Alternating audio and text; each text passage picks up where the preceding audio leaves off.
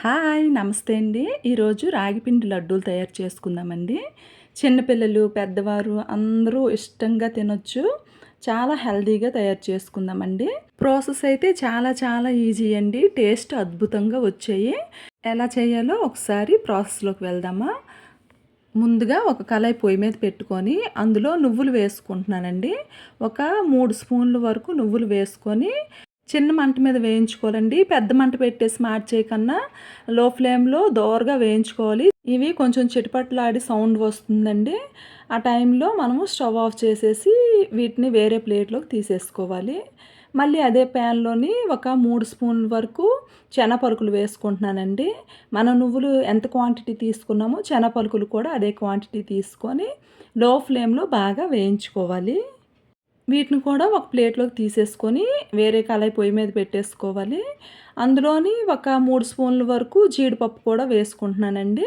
వేసుకొని వీటిని కూడా లో ఫ్లేమ్లో బాగా వేయించుకొని పక్కకు తీసేసుకుందాం.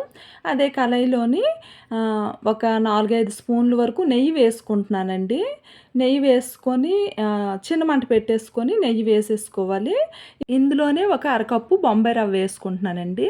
వేసుకొని మనం ఫ్రై చేసుకోవాలి. బొంబాయి రవ్వ బాగా ఫ్రై అయిన తరువాత ఇందులో అదే కప్పుతోని 2 కప్పుల రాగిపిండి వేసుకున్నానండి. సారీ అండి, ఇక్కడ కెమెరా ఆన్ చేయడం మర్చిపోయాను, ఆఫ్ చేసి పెట్టేశాను. ఈలోగా పిండి వేసేసాను. ఇదిగోండి అదే కప్పుతో 2 కప్పుల రాగిపిండి వేసేసుకొని బాగా ఫ్రై చేసేసుకోవాలి. ఈ రెండింటిని కూడా బాగా ఫ్రై చేసుకోవాలి. ఒక 4, 5 నిమిషాలు లో ఫ్లేమ్లో బాగా ఫ్రై చేసుకోవాలండి. వీటిని పక్కకు తీసేసేయాలి.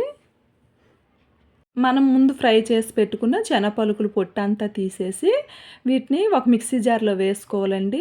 అలాగే నువ్వులు కూడా మనం వేయించి పెట్టుకున్నాం కదా, వాటిని కూడా ఇందులో వేసేసుకోవాలి.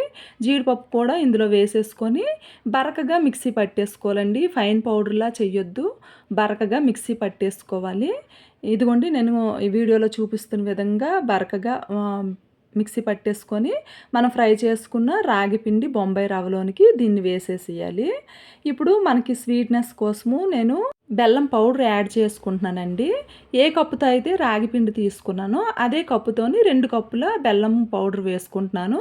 ఒకవేళ మీకు బెల్లం పౌడర్ ఇంట్లో లేకపోతే నార్మల్ బెల్లమే బాగా చిన్న చిన్న పీసెస్గా కట్ చేసుకొని మిక్సీలో వేసేసి ఒకసారి మనము మిక్సీ పట్టేసుకుంటే ఈ రాగిపిండి మిశ్రమం ఇది కలిపి మిక్సీ పట్టేసుకుంటే సరిపోతుంది. ఇలా బెల్లం పౌడర్ ఉంటే బెల్లం పౌడర్ వేసేసియండి.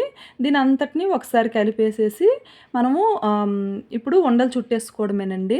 ఇదిగోండి పాలు మరిగించి చల్లార్చిన పాలు, ఇందులో కొంచెం పాలే పడతాయి, ఎక్కువ వేయాల్సిన అవసరం లేదు. ఎందుకంటే మనం బెల్లం వేసాం కదా, కొంచెం అన్ని పాలు తగిలేసరికి మనకి ముద్దగా వచ్చేస్తుంది. కాబట్టి కొంచెం పాలు వేసుకొని బాగా కలిపేసేసి ఉండలు ఉండలుగా తయారు చేసేసుకోవడమేని. చూడండి, పెద్ద కష్టపడాల్సిన అవసరం లేదు, మనకి ఉండలు ఈజీగానే వచ్చేస్తుంది. ఇలాగా మనం అన్నీ లడ్డూలుగా తయారు చేసేసుకోవచ్చండి. ఎంత ఎంత టేస్ట్‌గా ఉన్నాయంటే ఒట్టి రాగి పిండితోనైతే మనకి నోరంతా అంటుకొని అస్సలు తినబుద్ధి కాదు. మనం అందులోని బొంబాయి రవ్వ వేసుకున్నాము, శనగ పలుకులు, అలాగే జీడిపప్పు, నువ్వులు వేసుకోవడం వల్ల మంచి స్మెల్ అండ్ టేస్ట్ వచ్చిందండి. నెయ్యి కూడా వేసుకున్నాం కదా, చాలా టేస్ట్‌గా ఉన్నాయండి. అస్సలు పెద్దవారు కూడా, పిల్లలు కూడా, మగపిల్లలు, ఆడపిల్లలు హెల్తీకి కూడా చాలా మంచిది. రోజుకి ఒక్క లడ్డు తింటే చాలండి, మంచి హెల్తీగా ఉంటారు.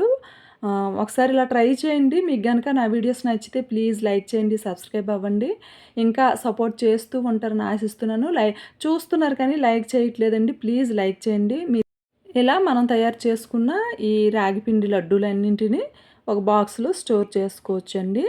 ఇంతవరకు నా ఛానల్ చూసి ఒక 2000 వరకు సబ్స్క్రైబర్స్ వచ్చారండి.